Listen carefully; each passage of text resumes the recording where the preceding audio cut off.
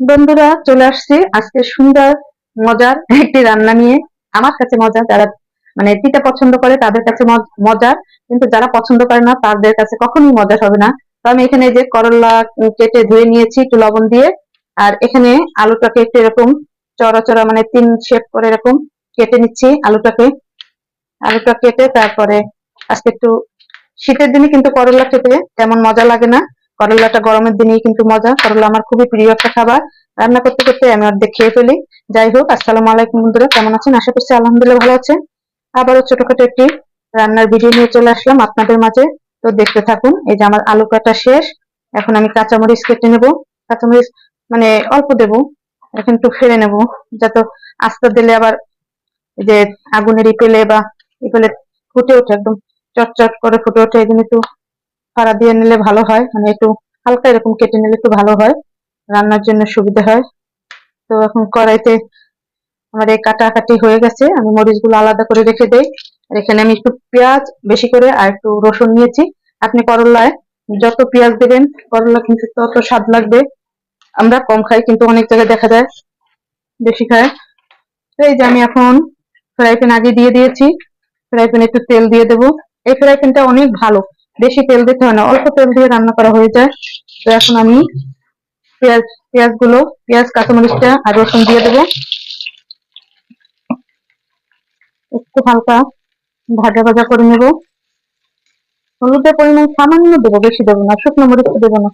কিন্তু আমি একটু আজকে অন্যভাবে খেতে চেয়েছিলাম, কিন্তু আমার যে আপামনি আছে, আপামনি করলাটাকে লবণ দিয়ে এমন কষিয়েছে, করলাটা একদম কেমন যেন হয়ে গেছে। আমি মানে করতে চাইনি।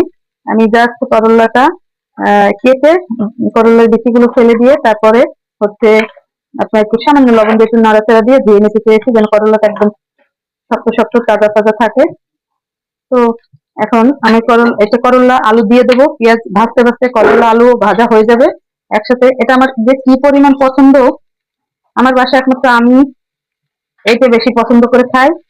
টিকা দেখে কেউ খায় না কেন যেন, জানি না। অনেকে আছে না, ছোট বাচ্চারাও খায় না, কিন্তু ছোটবেলা থেকে এটা আমার খুব পছন্দের একটা খাবার। তো এখন একটু সামান্য পরিমাণ লবণ দিয়ে দিচ্ছি। লবণটা আপনারা আপনাদের পরিমাণ মতো দিয়ে দেবেন। আর হলুদ দিয়ে দিচ্ছি অল্প করে, অল্প পরিমাণ হলুদ দিয়ে দিচ্ছি। আর কিছুই দেবো না, ভাজতে থাকবো, কড়া জালে ভাজবো।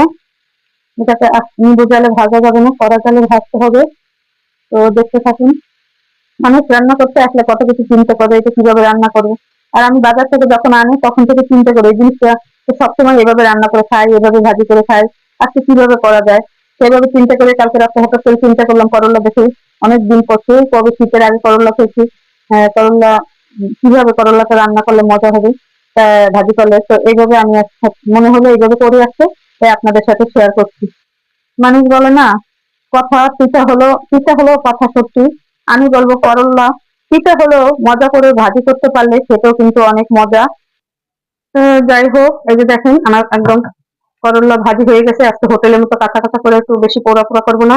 আমি একটু টেস্ট করে দেখেছি, সেই যে স্বাদ হয়েছে। এখন অনেকে বলবেন তিতা জিনিস আবার স্বাদ হয় কেমন। বাইরে বাইরে যারা খেতে জানে কি যে মজা, এটা দিয়ে আজকে আমি ভাত খাবো, কোনো মাংসও ধরবো না, মাছও ধরবো না। তো আমার করল্লা ভাজি যদি আপনাদের ভালো লেগে থাকে, পছন্দ হয়ে থাকে, অবশ্যই লাইক কমেন্ট শেয়ার দিয়ে অন্যকে দেখার সুযোগ করে দিবেন। ভালো থাকবেন, সুস্থ থাকবেন। আজকের মতো এখানে, আল্লাহ হাফেজ।